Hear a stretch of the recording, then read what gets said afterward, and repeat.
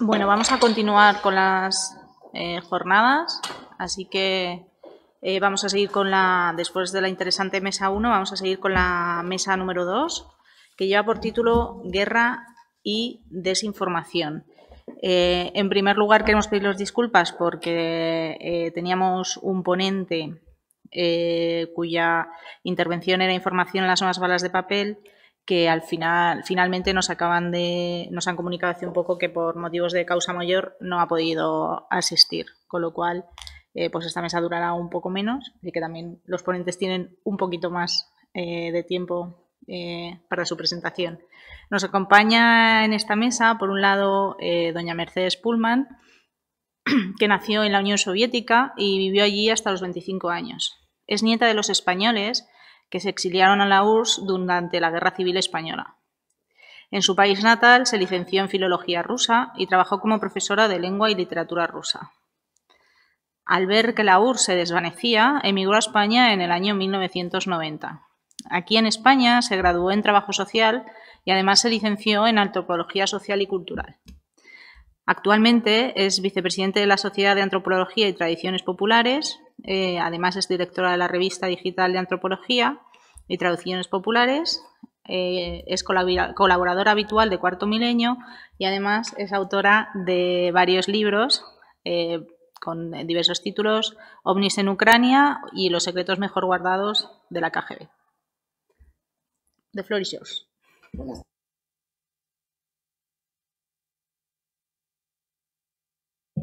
Vale, ahora sí. Ahora voy a cantar. Cuando me ofrecieron hacer esta conferencia, yo solo he pensado, Dios, qué de trabajo. Porque cuando empezó el conflicto, que empezó el 24 de febrero, no solo ha afectado a Ucrania, a Rusia o a Estados Unidos. Este conflicto ha afectado a mi casa.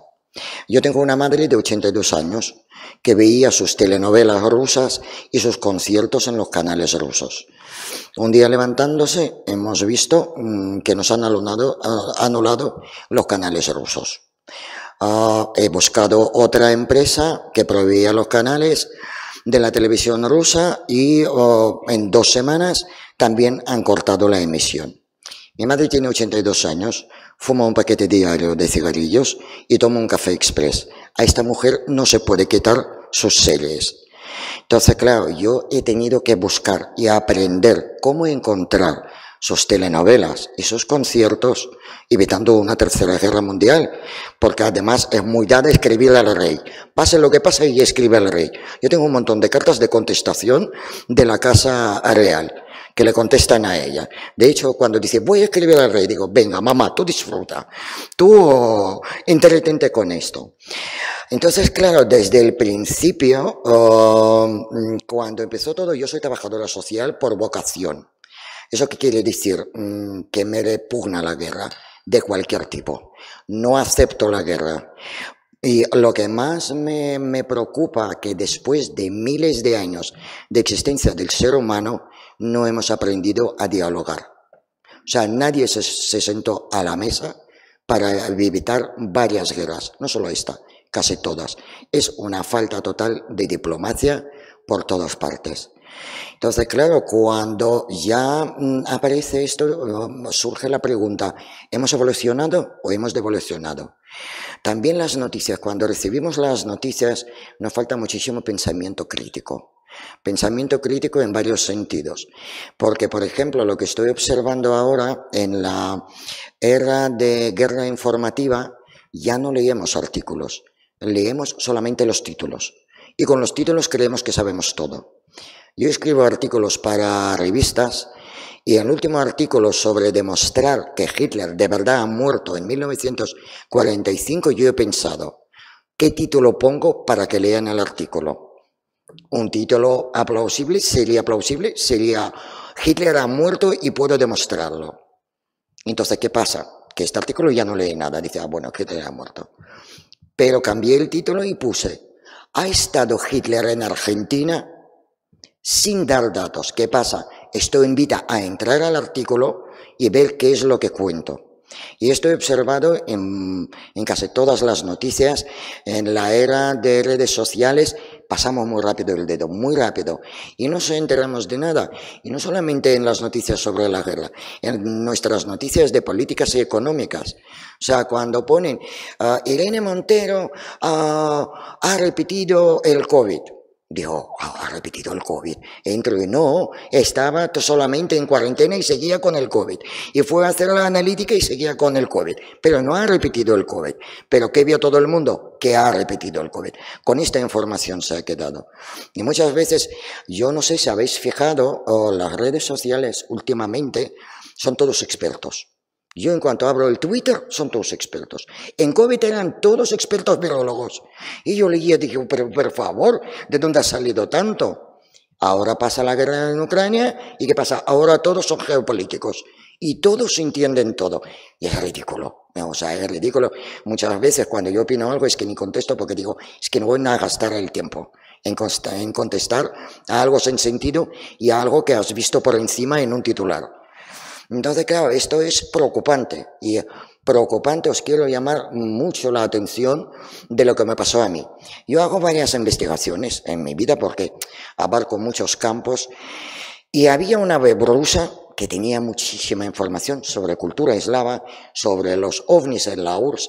O sea, yo buscaba ahí toda la información. Y un día quiero entrar y me dice, tienes un peligro y te van a quitar todas tus contraseñas y van a meter en todo. Y ponía opción, ¿quieres seguir? En opción a opciones avanzadas. Y yo he dicho, claro que quiero seguir. Sé que web esa y no me roba nada. Le doy a seguir y recibo un mensaje que dice, por la indicación de autoridad competente, se ha bloqueado este contenido en tu proveedor de Internet. Y yo me quedé mirando a la pantalla, digo, ¿autoridad competente quién es? ¿Quién es la autoridad competente quitándome el derecho a saber lo que yo quiero para formar mi opinión? Esto es lo preocupante. Está volviendo la censura y nadie protesta. El otro día yo estaba en la conferencia de un periodista que contó que la prensa libre no fue un regalo, y contó cómo le han secuestrado, cómo le han pegado por decir cosas malas. De hecho, Aznar le despidió porque hizo una entrevista a él preelectoral, y cuando él ganó las elecciones despidió a este hombre. Es el fundador de 20 Minutos. Y realmente él después tenía que ir a Málaga, hizo allí el doctorado y le llamaban la beca Aznar, porque claro, tenía que salir de Madrid. Y al final decidió fundar los 20 Minutos. Entonces, claro, esto ya me ofende a mí. ¿Yo por qué no puedo acceder a una información que tengo por derecho? ¿Dónde está la libertad de expresión?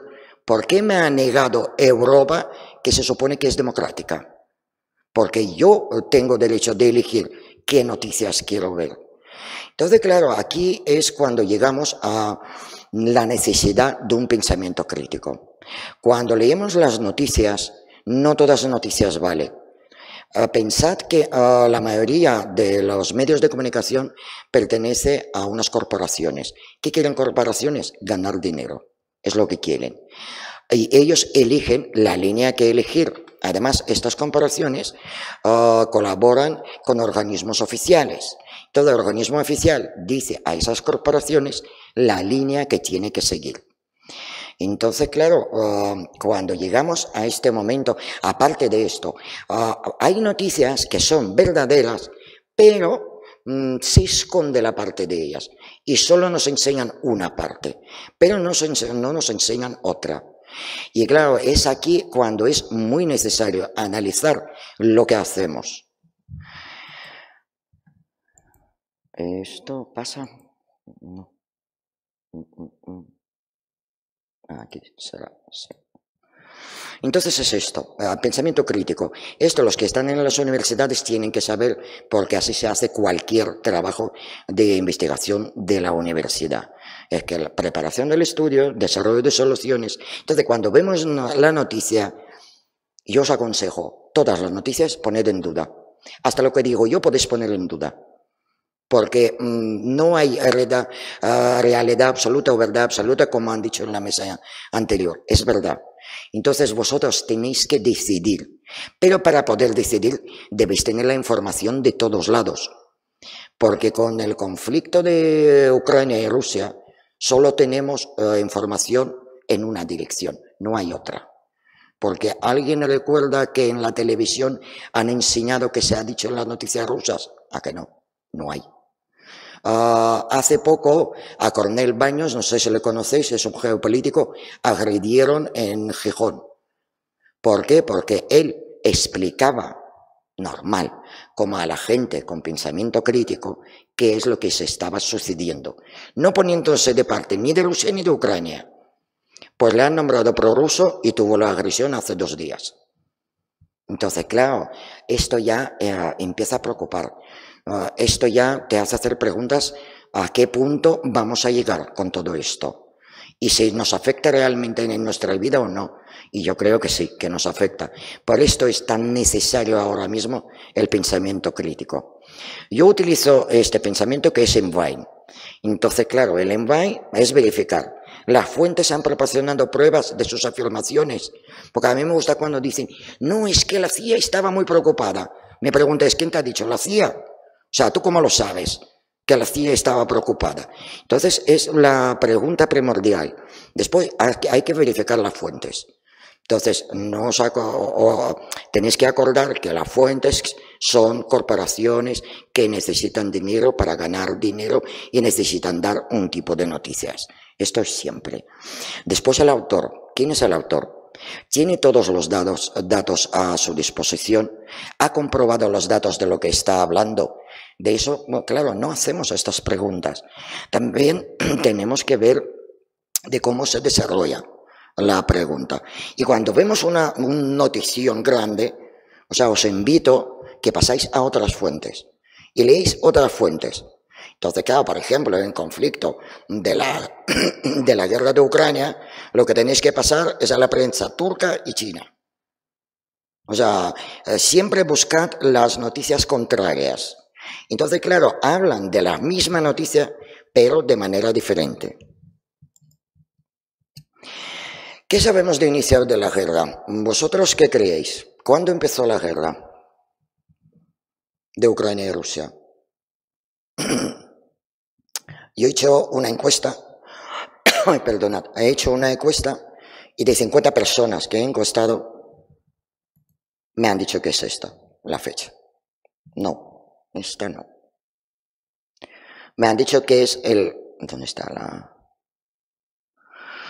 Me han dicho que es 24 de febrero de 2022. No, la guerra empezó el 6 de abril de 2014. Esta es la guerra, es cuando ha empezado. Lo que pasa es que no nos han dicho que hay una guerra por medio. Nos han presentado las noticias, pues la que querían. Entonces, claro, cuando veis esto, porque muchas veces yo discuto con la gente y no discuto, debato de la gente porque yo no discuto.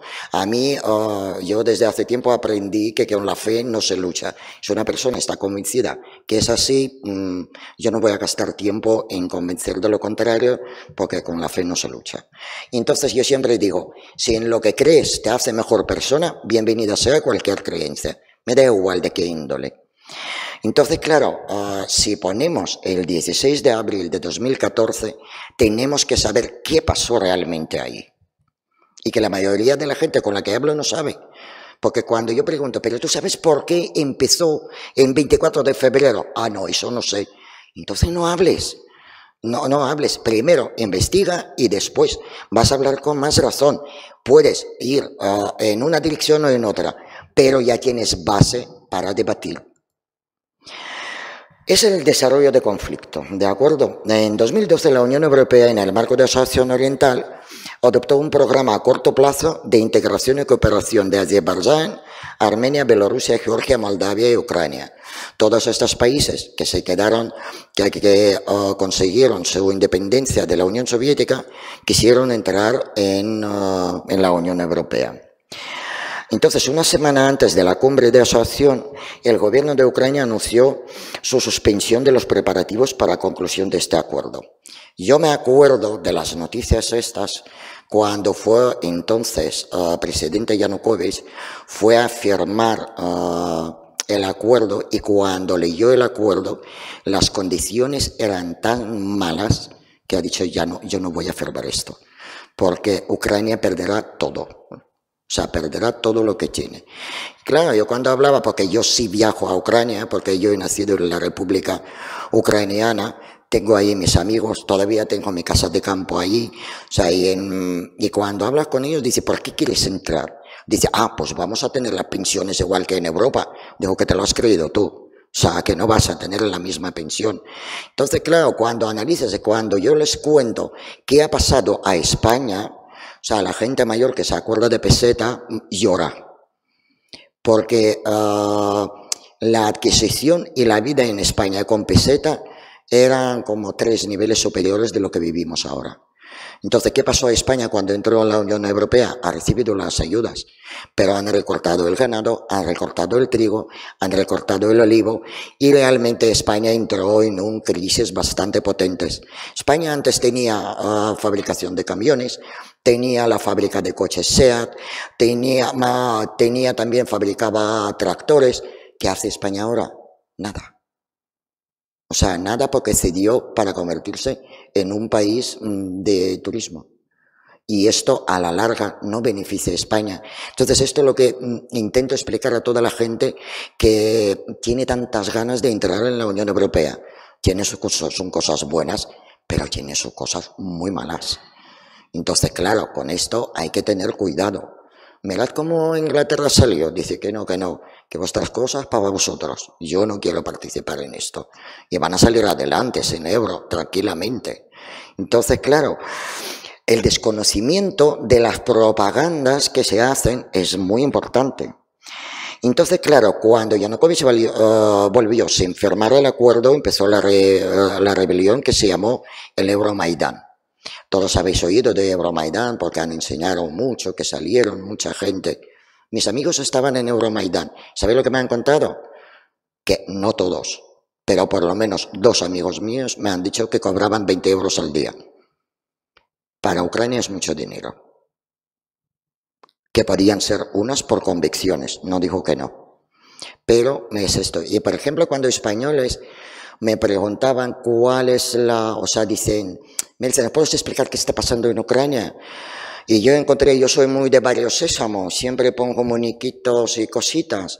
Entonces, claro, yo he dicho, imaginad España. Un día se levanta Cataluña y dice que han descubierto que era la primera tribu que llegó a España y ahora España es Cataluña. Está aquí Cataluña y abarca toda España. ¿Qué pasa? Llegan a Madrid y dicen, ahora vais a hablar ucraniano, ahora vais a cumplir nuestras leyes y vais a hacer todo esto. ¿Qué haría España? ¿Sería Cataluña? No. Pues así empezó el conflicto de Donbass y Lugansk, que no reconoció, porque realmente ha sido golpe de Estado, por eso huyó Yanukovych, y que sí que ayudó Putin para salvar su vida. Pero habían zonas que no aceptaron este gobierno, y fue Lugansk y Donbass. Entonces, claro, por ejemplo, yo vivía en una ciudad que se llama Dnipropetrovsk, y allí la ciudad era de habla rusa.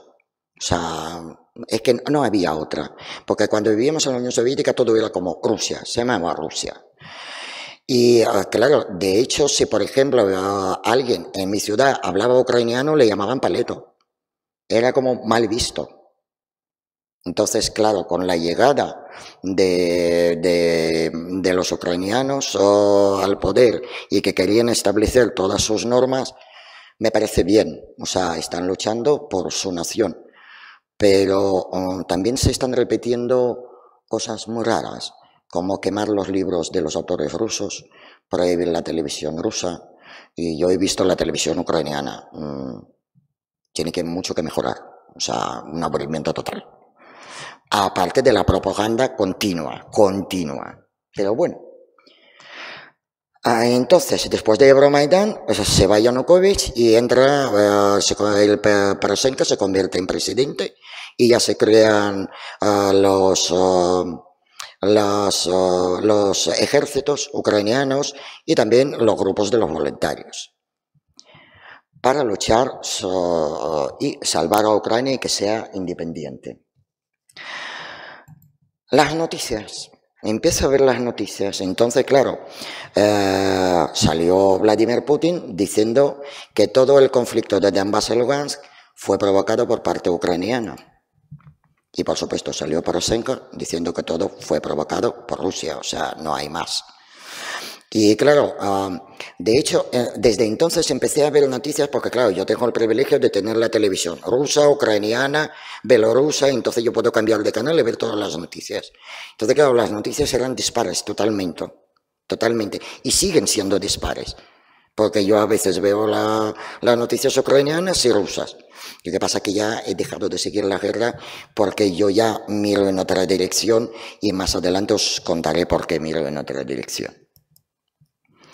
Entonces, claro, empecé a comparar de la participación rusa.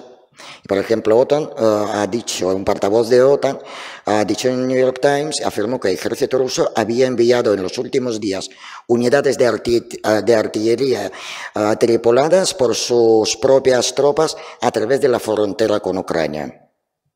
OSCE fue a ver qué ha pasado y ha dicho que no ha visto el movimiento.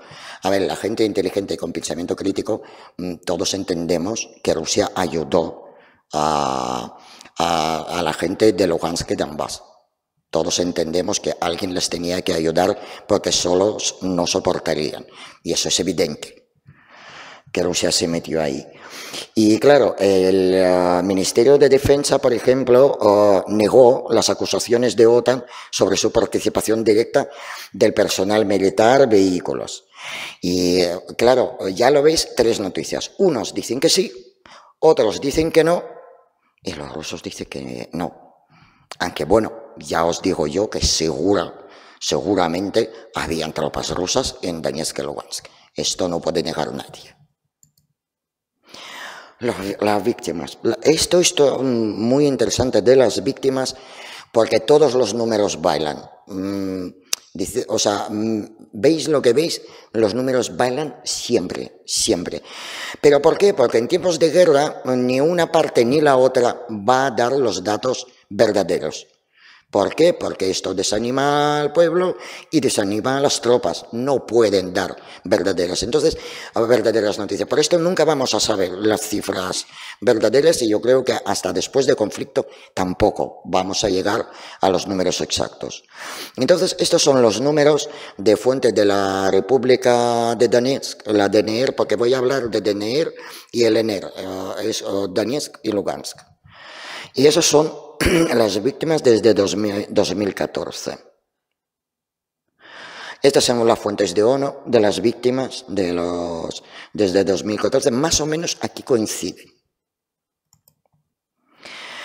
¿Y qué es lo que no contaron las noticias? Pues por ejemplo esto, lo que pasó tras los bombardeos ucranianos de los territorios de Donetsk y Lugansk. Esto no contaron las noticias. ¿Por qué? Porque no les interesaba. ¿Por qué? Porque podíamos ver una parte mala de los ataques ucranianos. Y esto no, porque ya se estableció la línea que van a seguir el occidente. Entonces esto no contaron. Y lo que más llama la atención son estas cifras. Son aterradoras, sobre todo la última. Y claro, esto te hace preguntar contra qué estaban luchando. O sea, ¿con quién combatieron? Tampoco contaron las noticias que ahora en Donbass hay un paseo de Los Ángeles dedicado a 126 niños que se han muerto durante los bombardeos. Y si veis abajo, es un monumento a un hermano que quería defender a su hermana del misil que estaba cayendo, o de la bomba que estaba cayendo. Entonces es esto. Tampoco no contaron las noticias qué consecuencias tuvo Donetsk y Lugansk por su rebelión. Entonces veis que se han quitado pagos de pensiones, beneficios sociales, salarios, salud, alimentos, medicamentos, se ha parado casi todo. Entonces claro, ahí es evidente que Rusia tenía que mandar todo esto. O sea, no podría haber de otra manera. Y esto es el informe de las Naciones Unidas para Agricultura y Alimentación. O sea, no son noticias rusas, no, son noticias occidentales que no nos han enseñado. Simplemente para que no sepamos esto. Además, si acordáis, desde 2014 tampoco salían muchas noticias de Donbass y Lugansk. Tampoco contaron esto, cómo quedaron los edificios de todos los bombardeos.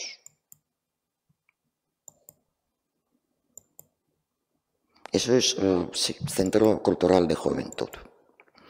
Y esto es un mapa de la Asociación de Derechos Humanos de Donetsk, que ha puesto un mapa para ver qué es lo que las pérdidas realmente de Donetsk y Lugansk después de los bombardeos ucranianos.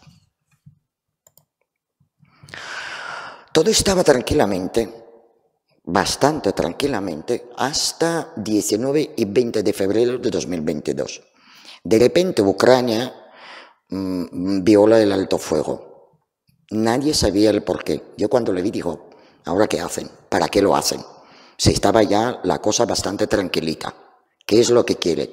Y claro, aquí es donde entra el pensamiento crítico, porque cuando ves esta noticia siempre hay que preguntar por qué. A todo hay que preguntar por qué. ¿Por qué vemos esta noticia? Y entonces el informe OSCE enseña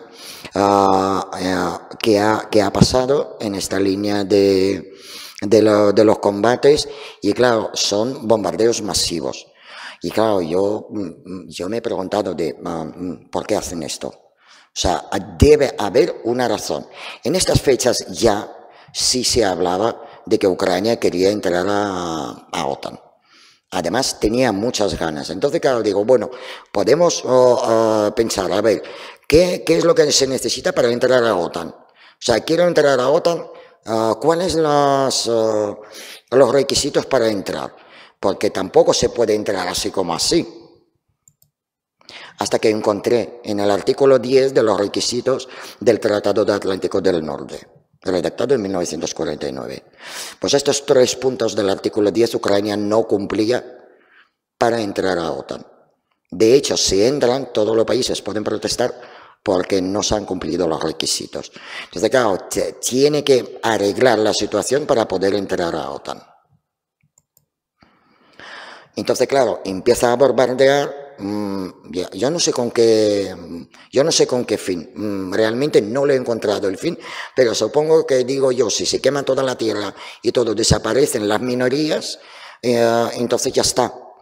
Cumplen el requisito y se llevan bien con minorías que no existen. Por lo menos es esto. Entonces, claro, los representantes del Donbass y Lugansk van donde Vladimir Putin, llegan a Kremlin y solicitan ya la ayuda oficial. Y Putin en un día, porque además en casa, cuando mi madre dice, ven para acá que va a hablar Putin, digo, uy, qué malo. Porque Putin está muchas veces callado, pero cuando empieza a hablar, malo para todo el mundo. Y claro, yo cuando él ha dicho que él ha firmado el acuerdo de Donetsk y Lugansk, y en la misma noche empieza la operación especial, dices, pero ¿esta urgencia de qué viene? O sea, me he levantado con pie izquierdo, dice, bueno, me voy a invadir Ucrania, que hoy me viene bien, hoy estoy de buen humor. Digo, imposible, imposible. Entonces, claro, empecé a buscar el porqué. Diplomacia fallida, es lo que ha dicho. O sea, nadie se ha sentado a hablar, nadie. Y ahora tenemos lo que tenemos. Ahora tenemos que los chicos jóvenes, de una parte y otra, están muriendo porque ningún gobernante se sentó a hablar. Entonces, claro, si veis, Putin empezó a pedir a OTAN, al Occidente, a los Estados Unidos, que no pongan una base militar en Ucrania. Y yo digo, ¿qué más da? Tiene en Polonia, tiene después en otros lugares, en Rumanía, me parece, tiene en Noruega. O sea, realmente, ¿qué más da Ucrania? Ahora veréis por qué. Porque, claro, yo tenía que aprender estrategias militares para entender qué es lo que ha pasado. Entonces, aquí os pongo los mensajes que iban casi seguidos y que Vladimir Putin seguía pidiendo, por favor, dadme garantías que no se va a poner, y la OTAN contestaba, que también contestaba con razón, que Putin no es nadie para solicitar lo que solicita. Y realmente es verdad, no es nadie. Pero en este momento, en vez de decir, tú no eres nadie para pedir, decir, oye, ¿por qué no vamos, sentamos en la mesa y decidimos cómo lo hacemos? Seguramente llegando a un compromiso podemos llegar a una conclusión.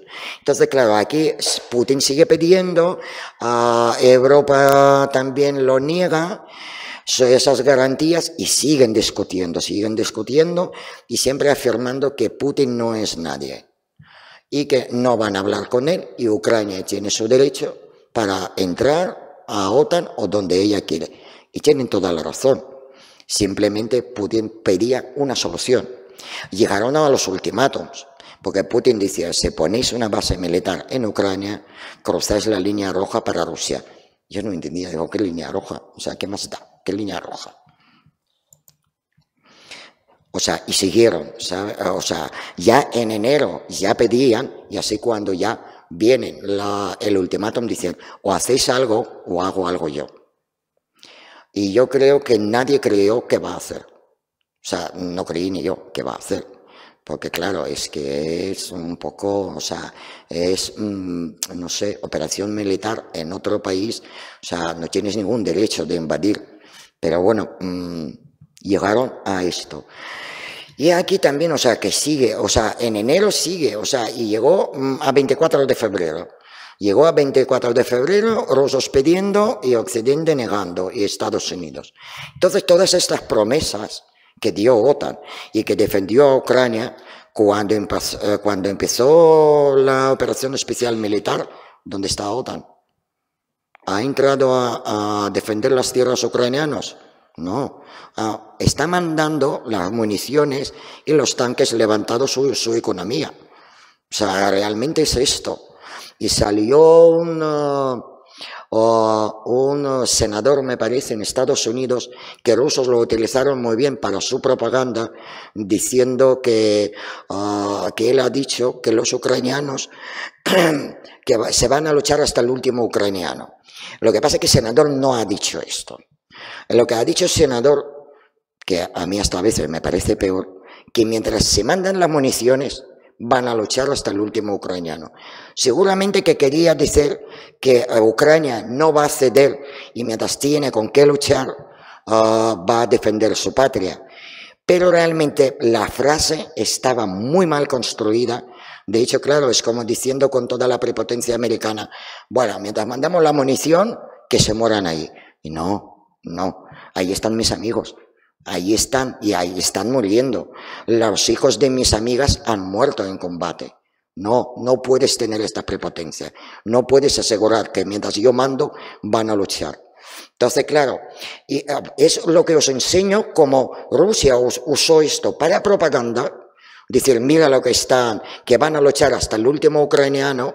Y claro, yo cuando leí esto digo, no sé, muy atrevido decir esto. Claro, encontré la frase verdadera del senador y no decía eso, decía lo que os acabo de decir. Pero claro, le llama la atención, fijaos, una frase, ¿cómo se puede parafrasear para llegar a tu fin? Tranquilamente. Entonces, claro, digo, bueno, ahora llega lo más interesante. ¿Por qué OTAN, por qué a la OTAN interesa tanto Ucrania?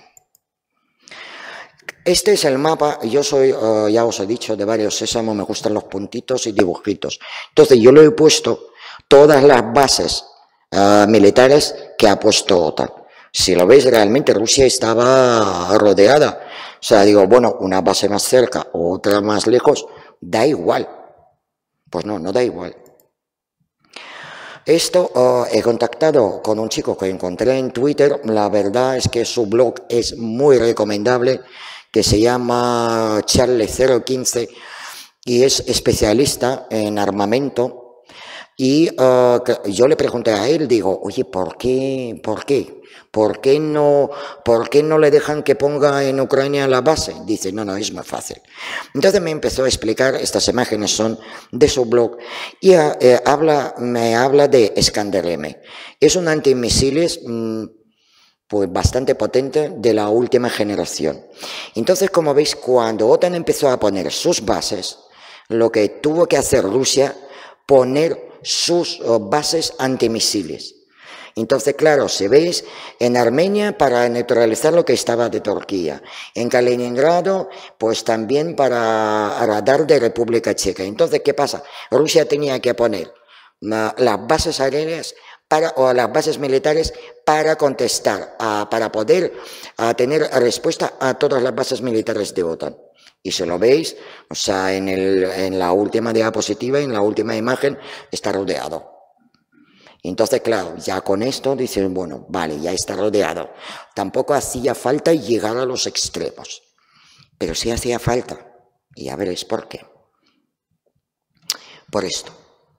Un misil balístico lanzado desde Estados Unidos contra Moscú puede tardar unos 25 minutos. Si desplegase un sistema hipersónico en Ucrania, alcanzaría Moscú en 1 o 2 minutos. Como lo veis, tiene la línea recta. ¿Qué pasa? Que se tarda 1 o 2 minutos, Rusia no tiene tiempo de maniobra. Entonces llegaría directamente al Kremlin. Y esto es lo que no quería permitir Rusia. Pero claro, esto me costó, no sé, 4 o 5 días de investigación. Claro, yo no hice el con dedito así. Yo tenía que llegar al kit de la cuestión. Y era eso. Simplemente eso. Entonces dice, bueno, si no quieres poner ahí, pon al lado. No pongas en Ucrania. Pon en la frontera de Ucrania, ¿qué más te da? Y ya evitas esto. Pero no, queremos en Ucrania y vamos a poner en Ucrania. Y claro, y eso es lo que han conseguido, la operación especial. Estas son las noticias que aparecieron en el mundo. En el país que Rusia lanza un ataque por tierra, mar y aire contra Ucrania y que se organiza ya movilización de los militares ucranianos. El mundo, aquí las noticias pues casi son iguales. Lo que pasa que en Izvestia, que es un periódico ruso, a esto todavía no han cerrado, me temo que en cualquier día lo cierran. Entonces, claro, allí ya voy a buscar seriamente la autoridad competente, ¿cuál es? Para escribirles. Y pues han dicho qué es lo que pretenden. Realmente todo esto es una tapadera, o sea, pero nosotros hemos leído, nosotros hemos asimilado, porque nada de esto es verdad, porque acabo de enseñaros cuáles eran las razones verdaderas. Entonces, claro, cuando empezó la operación militar, habéis visto en una nota diapositiva, Putin ha dicho, no estamos interesados en ocupar Ucrania. Digo, bueno, vale. Y cuando veo el primer día, o sea, estaban rodeando a Ucrania y llegaron a Chernóbil. Y claro, yo para mí pensé, bueno, por no querer invadir a Ucrania se te da bastante bien, porque en un día lo que has alcanzado. Y claro, yo me quedé así, esperando las noticias para ver qué va a pasar más tarde. Aquí tenéis ya mapas del desarrollo de todas las posiciones del ejército ruso.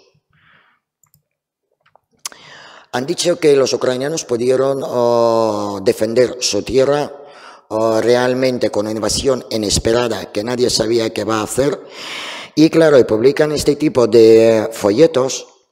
Y si le vemos el folleto gris, es que están casi igualados los ucranianos y los rusos. Esto no puede ser, es imposible. Rusia es una potencia mundial, armamentística. El que hay al lado, el cuadro de al lado, ahí sí enseñan bien las diferencias militares. Entonces, claro, porque después han dicho, claro, en las noticias nos dijeron que los ucranianos defendieron sus tierras y los rusos lo retrasaron. Y claro, digo, bueno, mira qué bien se los dio esos 8 días. Pero realmente después cuando veo, digo, bueno, esto es donde llegaron los rusos. Y me llamó mucho la atención que ocuparon la central nuclear de Chernóbil. Y claro, yo pensé, ¿para qué quieren ahora central nuclear? ¿Para qué los quieren? No lo entendía por qué. Realmente digo, ¿qué más da? Y después lo vi. En 8 días han llegado a central nuclear de Zaporozhia. Y dices, vaya. O sea, ya tienen 2 centrales nucleares de España en su poder. Otra vez la pregunta, ¿por qué? Y hasta que le vi, un día salió en En conferencia de prensa salió Vladimir Putin diciendo que han ocupado estas centrales nucleares para que después Occidente no les acuse a los rusos de un desastre nuclear. Y dice, bueno, vale, tiene su lógica. Después empezaron a aparecer todas esas noticias. Todo el Ministerio de Defensa defendió la tesis que estaban defendiendo conjuntamente entre ucranianos y rusos. Después, pues, Pravda de Ucrania empezó a decir que los rusos bombardean en Zaporozhia. Y la pregunta lógica es, ¿cómo vas a bombardear donde estás tú? O sea, el primero que vas a sufrir eres tú. Y tu ejército. Entonces, como veis, o sea, es un despropósito. Unos acusan a otros y ya está. Pero las nucleares estaban bombardeando. Aquí también siguen acusando y, claro, Zelensky, el presidente de Ucrania, afirmaba que Rusia va a provocar un desastre y las noticias rusas decían lo mismo, que Ucrania va a provocar un desastre.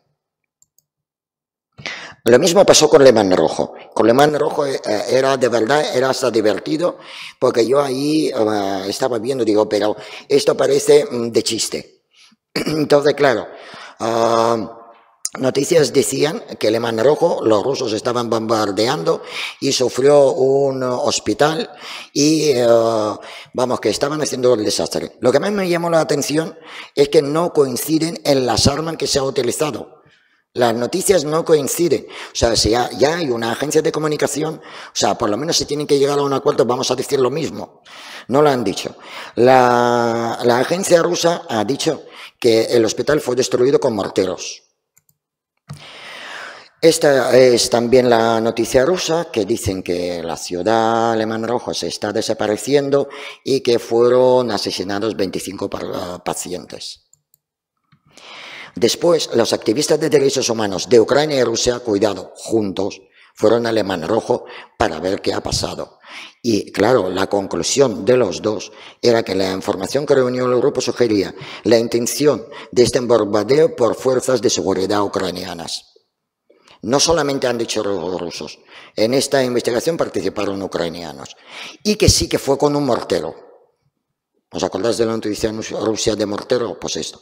Entonces, claro, esta noticia, ¿qué nos hace? Yo veo estas noticias, digo, yo ya no me entero de nada. Aquí, ¿qué está pasando?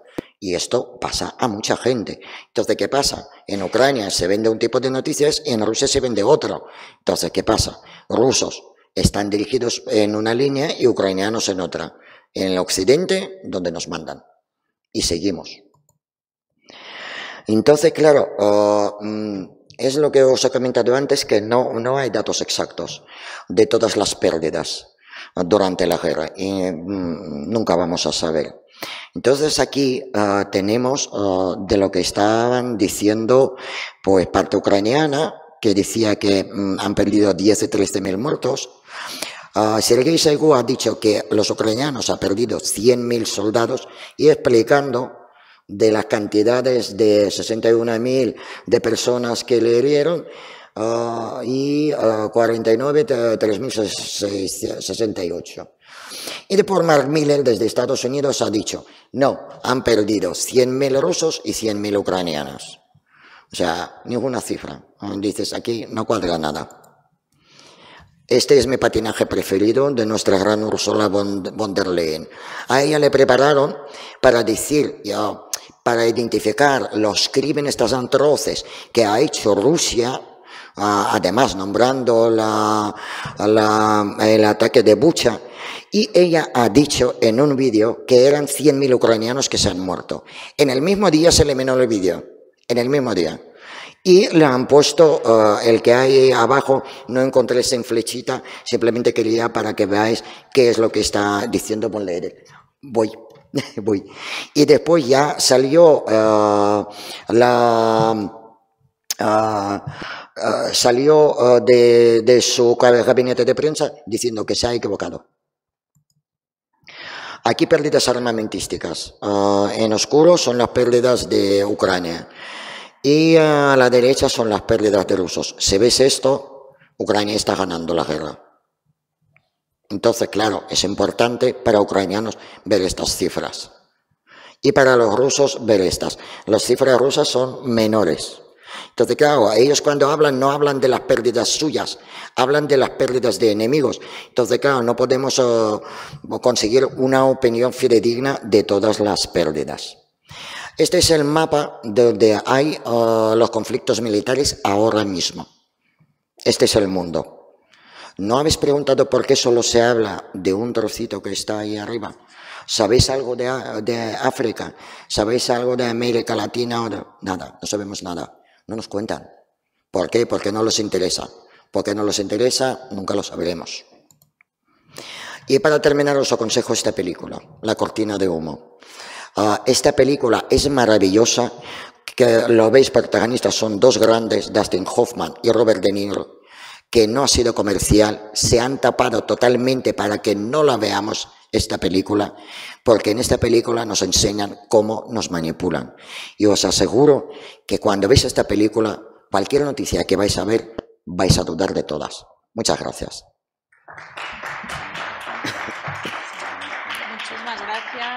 Muchas gracias por la intervención.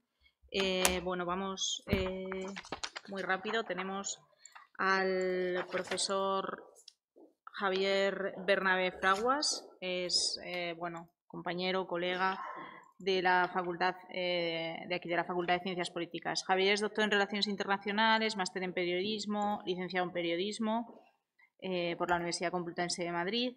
Y como decía, es profesor de Relaciones Internacionales y sus especialidades son Información y Comunicación, Relaciones Internacionales, Comunicación Internacional, América Latina, Análisis de Crisis y Conflictos Internacionales. Es autor de más de una veintena de artículos científicos, capítulos en libros y pues sobre diferentes temáticas de información, comunicación estratégica, comunicación para el desarrollo y diversos aspectos relacionados con América Latina. Tiene un libro destacado, Periodismo Preventivo, otra manera de informar sobre las crisis y los conflictos internacionales. Y para la jornada que nos ocupa, el capítulo del libro, La desinformación no intencionada en el ámbito internacional frente a la ética y a la comunicación y a la responsabilidad social de los medios, publicado en la editorial Dickinson. Es director de diversas unidades académicas de comunicación contra la violencia en universidades de América Latina, pues destaca la Autónoma de Chihuahua en México, la Fundación Universitaria para el Desarrollo Humano en Colombia y la Universidad Tecnológica Bolívar en Colombia. Ha viajado a lo largo y ancho de todos los países de América Latina y a través de su trabajo durante los últimos 25 años ha sido profesor universitario, periodista, consultor, director de proyectos de cooperación o coordinador de observación en 14 misiones internacionales de observación electoral, tanto en la Unión Europea como con la OEA. Y por último, pues decir que es precursor de el periodismo preventivo como herramienta informativa para tratar crisis y conflictos internacionales y ha diseñado en este contexto una técnica de análisis para localizar actores de solución en dichas dinámicas. Y hoy nos va a hablar sobre la tipología desinformativa de los conflictos armados. Bueno, buenas tardes. Voy a intentar ajustarme al tiempo porque van a ser casi las 2 y mi intención era compartir con todas vosotras y todos vosotros una tipología respecto a los procesos desinformativos en cualquier conflicto armado que varias personas o varios investigadores llevamos trabajando bastante tiempo. Estoy hablando pues desde finales de los años 90, ¿no?, hasta hoy en día. Y esa tipología se va cumpliendo conflicto por conflicto de los que podemos ir viendo. Respecto a desinformación, de manera general, podríamos afirmar que hay dos corrientes. Una, que quizás es la mayoritaria, en la que yo no estoy, y es que el peso de la desinformación está en la intención. Un proceso que nos desinforma, pero que no tiene intención de desinformarnos, no cuenta como proceso desinformativo. Yo estoy en absoluto rechazo a esa corriente, ya que creo que si el resultado final de un proceso informativo te desinforma, te desinforma. No hay por qué estar de acuerdo conmigo, estaríamos buenos, ¿no? Pero quiero decir, lo llevo trabajando ya pues, un par de décadas, por no quedarme corto. ¿Qué es la desinformación? Bueno, pues hasta 2017 no hubo dos autores como Wardle y Keratzan que, a partir de la obra El desorden de la información hacia un marco interdisciplinario para la investigación y la formulación de políticas, no diseñaron estos tres conceptos. Misinformation, que sería información errónea; disinformation, que la están ubicando en propaganda; y malinformation, que la están ubicando en desinformación. Insisto, algunos autores no estamos de acuerdo con estos enfoques, porque la cuestión es hasta dónde la intención es lo único importante a la hora de que ese proceso informativo nos desinforme al final del mismo. Hasta dónde un medio de comunicación que se equivoca a la hora de dar una información por no contrastar fuentes no te está desinformando al final de ese proceso. Hasta dónde el diario El País, por poner un ejemplo, que se equivoca al publicar una fotografía del expresidente venezolano Hugo Chávez Frías, expresidente porque falleció hace unos años, ¿verdad?, errónea, no era de Hugo Chávez, sino de otra persona, y la publicó en portada, te desinforma con esa fotografía. Y hasta dónde ese proceso no intencional, porque no fue intencional, pongo un ejemplo simplemente, no es tan grave como un proceso que busque desinformarte, porque el efecto final es el mismo.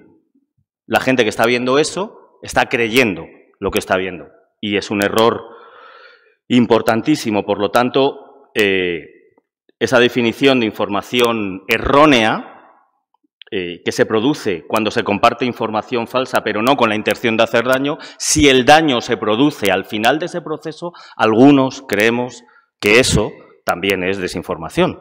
Podemos entrar en un debate, no digo eterno, pero vamos, llevamos ya un par de décadas, o sea que la resolución del debate pues no es fácil, ¿no? Pero yo creo que la intención no es solamente lo que podría generar, ¿no?, ese proceso desinformativo, sino la consecuencia del mismo. ¿Qué es la desinformación? Bueno, pues ya hemos visto la primera afección, la segunda sería propaganda. No vamos ahora, ¿no?, a descubrir nada nuevo respecto a la propaganda. Y la tercera sería ese proceso buscado, con intención, a partir del que se comparte una información que se fundamenta parcialmente en algún elemento real, de verdad, y se utiliza para infligir daño a una persona, institución, organización o país. De manera mayoritaria, esta es la definición de desinformación que se usa. Insisto que, bueno, yo estoy en un grupo de investigadores que estamos en ese otro bloque diciendo que es el resultado final el que te lleva a estar desinformado sobre, en este caso, que es lo que nos trae aquí hoy, algún conflicto armado. Según la Unión Europea, pues es la difusión intencional a través de plataformas sociales en línea, medios de difusión o impresión tradicional. El fenómeno tiene un impacto mayor que nunca, ya que es más fácil para cualquier persona publicar o compartir noticias o información en línea. Volvemos, por lo tanto, a tener esa palabra como epicentro, intencional. Si esa difusión no es intencional, no se considera desinformación. Yo estoy en absoluto desacuerdo, insisto, en este punto. Para Zuckerman, os he puesto ahí la obra, ¿no?, fundamental en la que trabaja el efecto desinformativo, sería la información diseñada para sembrar duda y aumentar la desconfianza en las instituciones. Bien, redunda también, ¿no?, en la parte de la Unión Europea. Por lo tanto, la intención de desinformar es hacer un uso engañoso de la información para incriminar a alguien, o bien suplantar fuentes originales, o bien fabricar un contenido nuevo, diseñado obligatoriamente falso para engañar y perjudicar, inventar un contexto que no existe a partir de una información verdadera que va a cambiar ese significado, o manipular imágenes reales, o difundir de manera masiva y reiterada rumores ya existentes o inventados. Cada uno de estos puntos se puede aplicar a cualquier conflicto armado del que estaba hablando la compañera anteriormente, totalmente aplicable, y totalmente aplicable por los dos bandos, evidentemente. ¿Por qué podemos, por lo tanto, tener lo que yo he llamado no intencionada, y os lo pongo entre comillas porque también es debatible hasta dónde estos procesos de errores son o no intencionados. En algunos casos se demuestra que no lo son, en otros casos no hay manera de demostrarlo. Desde los medios de comunicación, cuando tenemos las fuentes no contrastadas de algo que estamos contando, y el contraste no implica tener muchas fuentes, sino tener muchas fuentes que digan cosas diversas. Bueno, no hay muchas fuentes que digan cosas diversas desde el bando ruso, en este caso, y no hay muchas fuentes que digan cosas diversas desde el otro bando. Para tener una imagen clara de lo que estamos hablando, yo creo que hay que estudiar los conflictos cuando han terminado. Y por eso algunos de los ejemplos rápidos, ¿no?, que voy a poner de los casos de estudio son de conflictos armados que van muy atrás, porque es cuando se ha podido estudiar de una manera firme y de una manera contrastada. Otro elemento de esta tipología es cuando los titulares, las imágenes o los pies de foto, los sumarios, los destacaditos, ¿no?, que tenemos en los medios de comunicación, no coinciden con el contenido. ¿Esto es posible? Sí, claro, es posible. ¿Por qué se está haciendo cada vez más? Porque, desgraciadamente, a través de redes sociales que enlazan con noticias de medios de comunicación, casi solo se está leyendo titular, sumario, pie de foto con una foto, ¿no? Y eso, evidentemente, a veces ocurre y no tiene que ver con el contenido. Contenido falso o contenido equivocado. Esa equivocación de estos contenidos, cuando cuentas algo, cuando describes una fotografía que no es real, que es de otro lugar, que ha ocurrido hace otros años, que no es del conflicto del que estás informando, en algunos casos es equivocado sin intención. Y eso, digo, se ha demostrado claramente porque a los medios de comunicación les han cobrado una barbaridad por esas fotografías y se han comido ese error. Entre otras cosas, y no voy ahora a desarrollar la idea principal de esto, es porque ya no hay editores ni editoras en los medios de comunicación. Es la primera figura, ni editores de imagen ni editores de contenidos en texto. Es la primera figura que a partir de hace unos 15 años, en una crisis en la que los medios de comunicación han estado de hace mucho más, ¿no?, pero potenciada en los últimos 15 años, es la primera figura que se eliminó de los medios. Ese elemento de filtro a la hora de comprobar si algo tiene varias fuentes, ¿no?, y por lo tanto si nos lo podemos creer o no. Otro elemento de la tipología es que las fuentes o todo lo que estamos viendo en una noticia son incompletas, por lo tanto te están contando una parte como si fuera el todo. Y aquí os pongo un ejemplo de un caso de estudio que dirigí, de un análisis de contenido de un medio de comunicación, en este caso fue el diario El Mundo, en un trabajo de análisis de todo lo que hizo la corresponsal del Mundo en Colombia, cubriendo el conflicto armado colombiano, en 2008. 2008 fue un año complejo para ese conflicto y para la región, para América Latina, porque hubo, bueno, bastantes enfrentamientos, ¿no?, verbales fundamentalmente, pero no solo, ¿no?, de Venezuela con Colombia, y hubo una invasión del espacio aéreo que luego se consolidó en una parte del espacio terrestre ecuatoriano por parte de las Fuerzas Armadas colombianas, persiguiendo a las FARC que estaban en territorio ecuatoriano. Quiero decir, resumo, año complejo dentro de este conflicto armado, bastante complejo. El análisis, os resumo solamente un dato, digo, bueno, vamos a tirar aquí hasta, ¿no?, las 4 de la tarde, solo un dato. El 73%, me lo sé de memoria porque imaginaos lo que es un análisis de contenido en un medio en papel, el número de hojas de 1 año y medio que tuvimos que ir pasando, analizando, midiendo y contrastando. 73% de las fuentes utilizadas por la corresponsal del diario El Mundo eran fuentes oficiales gubernamentales, es decir, o bien del gobierno del país, de la nación, o bien de los gobiernos de los departamentos, lo que sería el símil a nuestras autonomías, o bien de los gobiernos municipales. 73%. No sé si hacer un silencio un poquito dramático o seguir. Es decir, ¿qué hacemos? Esa es la Colombia que se nos describió en año y medio de cobertura. Si yo hago ese análisis en una semana, soy un canalla, porque en una semana no te da tiempo a contrastar tantas fuentes. Una corresponsal que vive en un lugar, año y medio de análisis, con publicaciones, no os digo todas las semanas, pero casi, 73% en total de fuentes solamente gubernamentales. Yo no sé, lo veo tremendo. Sobre todo cuando a lo mejor la excusa es que encontrar fuentes diferentes es muy difícil en un país en conflicto, que me lo creería si no hubiera estado en ese país en conflicto, personalmente digo, dirigiendo un equipo en un proyecto en la frontera con Ecuador y en 2 semanas y media localizásemos, ¿qué es lo que pasó? Fuentes que no eran oficiales y que hablaron con nosotros.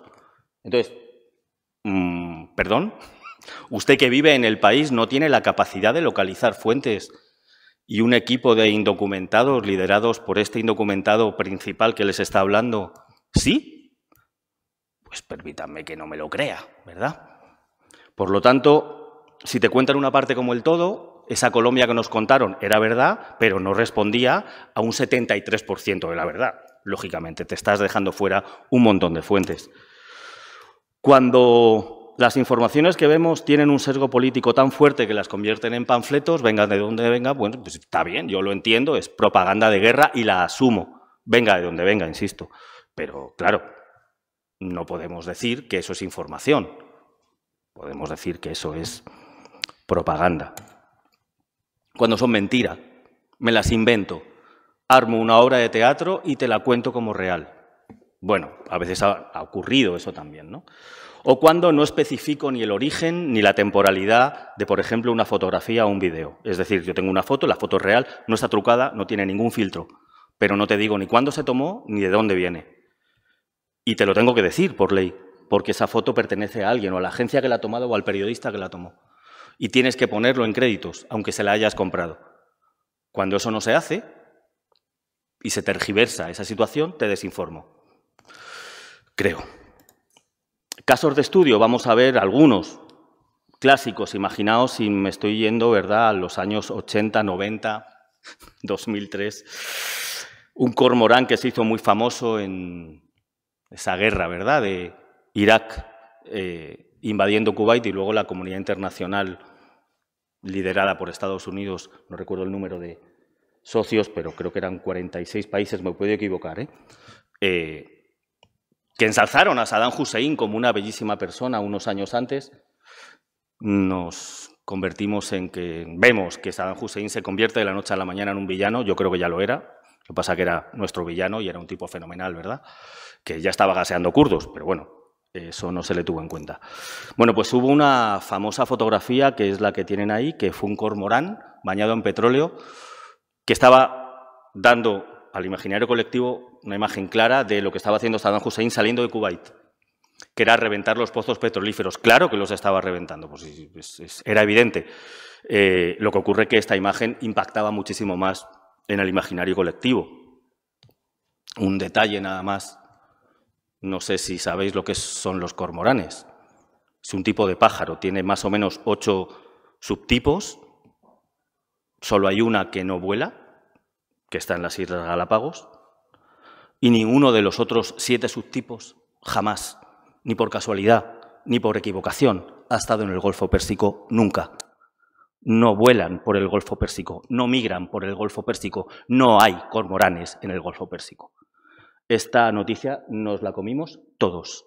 Se la comió Greenpeace, se la comieron las principales ONGs medioambientales, todos los periodistas nos la comimos porque no había manera de contrastar en tan rápido la situación.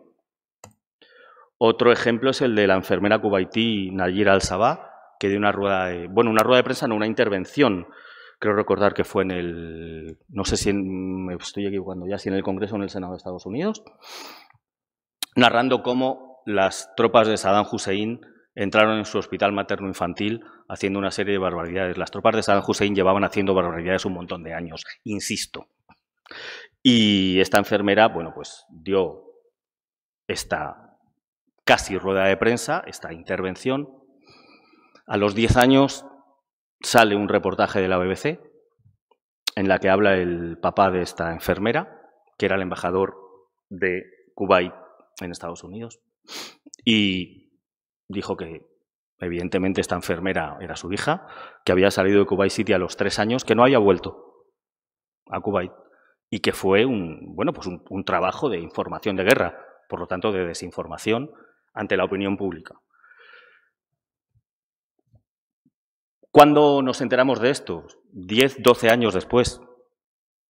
A partir de ahí, lo que quiero decir es, y no me voy a extender más, que esa tipología, ¿no?, que hemos o que os he intentado compartir se puede aplicar prácticamente a todos los conflictos armados que podamos investigar y que casi todos los bandos a la hora de informar en un conflicto armado te van a informar de una manera parcial. Otra cosa es que nos lo queramos creer o no nos lo queramos creer, ¿no? Pero desde la academia creo que nuestra obligación es, bueno, pues por lo menos investigar en esas líneas y contrastar al máximo posible, ¿no? No me quiero extender más para intentar cumplir un poquito el horario y muchas gracias por escuchar.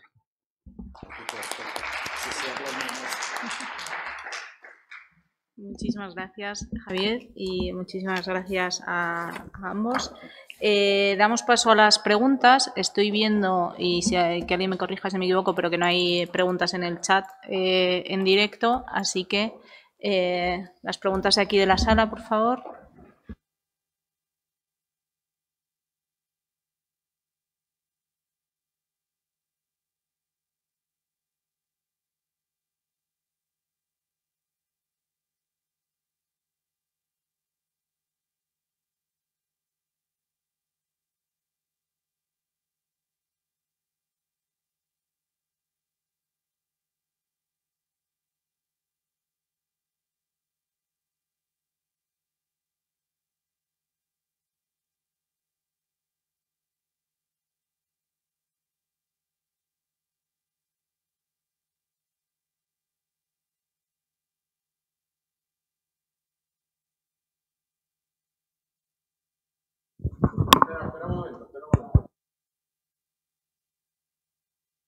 ¿Ya? Vale, cubriendo pues el conflicto albano-kosovar tras la guerra de Yugoslavia en Tirana. Yo trabajaba para la revista Mercado. Yo viví una realidad muy diferente a la que me obligaron a escribir. ¿De acuerdo? O sea, es una tristeza, pero es así. Independientemente de esto, te quería comentar, quería hacerte una pregunta. ¿Consideras que este conflicto de la invasión de Ucrania por tropas rusas se está prácticamente extendiendo a nivel internacional y pueda tocar puntos calientes en América Latina?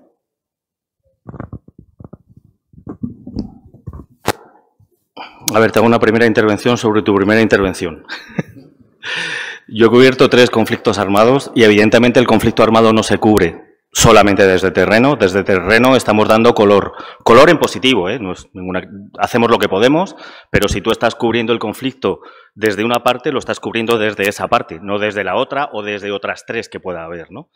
El caso colombiano es, digo, uno de los del libro porque es muy complejo, con muchísimas partes en conflicto. Si tú entrevistabas a un guerrillero o entrevistabas a un narcotraficante, evidentemente te podía caer la del pulpo, ¿no?, a la hora de criticar. Si entrevistabas a la parte gubernamental, desde el otro lado también iba a haber críticas. La cuestión es la siguiente. Si estás en un lado, estás informando de lo que estamos en ese lado. Y estamos hablando, creo que en sintonía, ¿no? El conflicto armado se cubre desde muchos frentes, no solo desde el frente de guerra. Se cubre desde el frente de guerra, se cubre desde redacción, porque muchísimas veces cuando estás de enviado especial, ¿no?, a un conflicto armado, yo lo de corresponsal de guerra nunca, pero bueno, ya son cosas de nomenclatura. Si eres corresponsal estás en el sitio, si no eres una enviada o un enviado especial a una guerra. Pero bueno, son detallitos, ¿no? Corresponsal es quien vive en el lugar, y si le toca cubrir la guerra que le ocurre en su lugar en el que está haciendo su tarea periodística es otra cosa. Pero quiero decir, cuando estamos de enviados especiales a un conflicto armado, estás en un lugar, en un punto concreto, estás en uno de los movimientos de tropas concreto. Y es muchas veces la redacción la que te está informando de lo que pasa, para que tú tengas un contexto a la hora de meter tu crónica, meter tu report o meter tu nota corta. Pero desde terreno tú ves una parte. Somos humanos, no puedes verlo todo, ¿no? Evidentemente. Por ese lado digo que creo que hay coincidencia y muchas veces es redacción quien manda, sin duda alguna, ¿no? La segunda pregunta.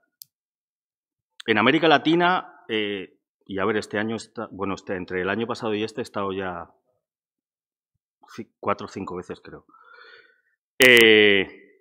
no se está entendiendo el conflicto armado, la invasión rusa a Ucrania, como se está entendiendo desde la Unión Europea, porque les faltan datos, porque asumen que les faltan datos y porque les pilla extremadamente lejos.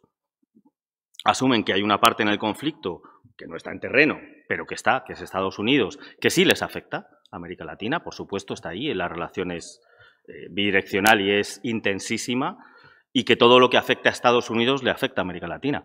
Pero eso no ha impedido que muchísimos países todavía mantengan unas relaciones fluidas con Rusia, países que no comulgan con la ideología del actual presidente ruso. No tiene nada que ver, o sea, no han cortado todavía determinadas relaciones comerciales, por ponerte un ejemplo, ¿no? Entonces, esos puntos rojos que pueden afectar, ¿no? Calientes, complejos, ¿no?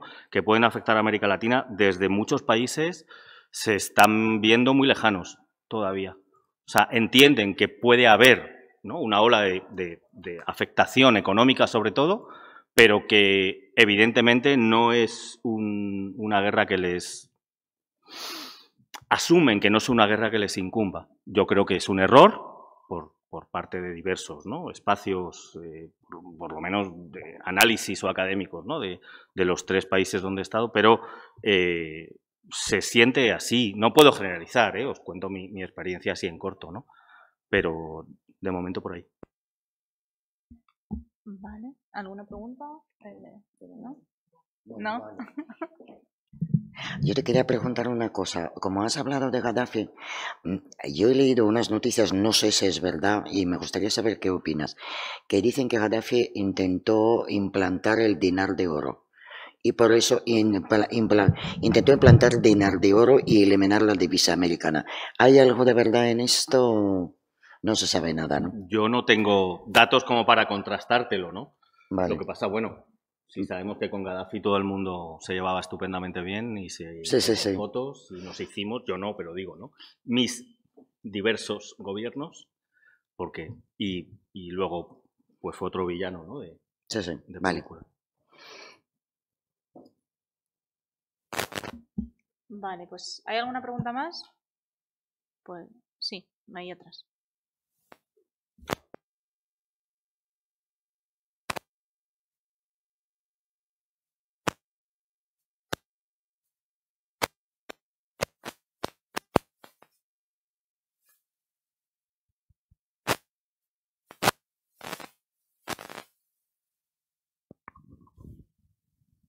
Bueno, mi pregunta va para los dos ponentes, quien pueda contestarla o quien lo prefiera.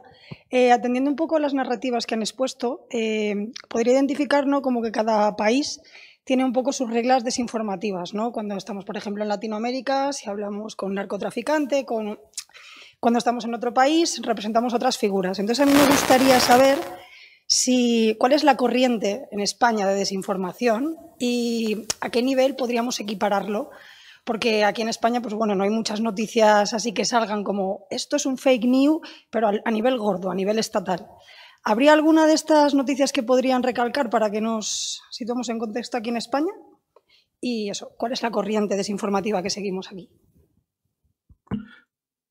Yo te puedo hablar más de lo internacional, de lo que, de hecho, digo, sé más de lo que mejor de formación profesional de lo que está pasando en Colombia o en México que de lo que está pasando aquí. Entonces, a nivel nacional no me atrevo a decirte nada. Lo que sí creo que son importantes son los medios de comunicación o empresas de diversos espacios e ideologías que están intentando contrastar eso que publican los medios. Como poco creo que es a tener en cuenta, ¿no? No digo que sea la única verdad, no existe la única verdad, pero sí hay elementos de contraste que te pueden valer a la hora de identificar si algo pues tiene visos claros de ser falso, ¿no? Pero vamos, yo creo que las dinámicas desinformativas dependen de la voluntad de los gobiernos que dirigen los países, ¿no? Y en determinados momentos se van a poner más en marcha cuando la política nacional e internacional de ese país lo va a necesitar. Y decir esto a lo mejor es, no sé cómo suena, pero es así. Y todos los países van a utilizar esa herramienta, ¿no?, que como parte, ¿no?, de esa dinámica se engloba dentro de la comunicación estratégica que afecta a diversos espacios, claro. Yo en España yo creo que hay muchas noticias que se desvían de la verdad y son prácticamente manipuladas para intereses. Es como en época de COVID, Ayuso decía una cosa y esto es lo que se publicaba. Y se publicaba como una verdad absoluta. Y no era verdad, es como pasó con el hospital, que cuando creó el hospital en tiempo récord, y este hospital no valía para nada, porque no tenía ni maquinaria. Entonces, claro, pero nos vendieron como una cosa buenísima que ha hecho el gobierno de Madrid. Y así hay muchísimas noticias que realmente se propaga lo que les dicen a las editoriales. Y que muchas veces no coinciden con la verdad, pero sí ganan elecciones. Estas noticias ganan elecciones y ahora mismo estamos viviendo este tiempo que vamos, cada gobierno es imprescindible y maravilloso y que vamos a votar por él. Ese es el mejor ejemplo, cuando votamos por los poderes. Bueno, muchas gracias por las intervenciones. Creo que ha sido una mesa lo suficientemente polémica y combativa, ¿no?, que nos hubiese dado para debatir sobre la legalidad internacional, sobre la lucha de las propias narrativas, sobre la injerencia de en los asuntos internos de los estados y sobre la propia OTAN y sobre todo. Pero bueno, tenemos que terminar aquí y a las 3:30 en principio empezamos con la tercera y última mesa. Muchas gracias.